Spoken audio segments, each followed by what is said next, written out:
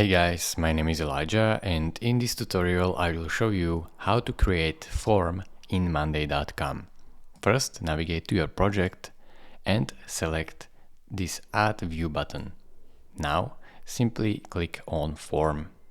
Here, your form will be created and you can give your form a name.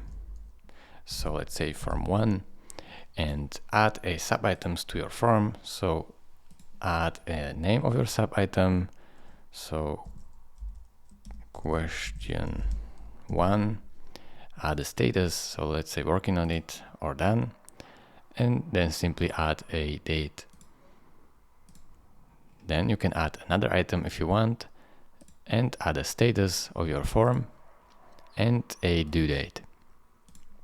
Now press submit, and just like so, your form is created. As you can say, thank you. So it is really simple. You can edit your form right here. Click on edit form or share form right here. You can see results just by clicking on results right here. So you could see the summary of your form.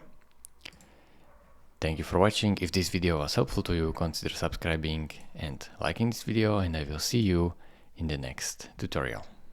Bye bye.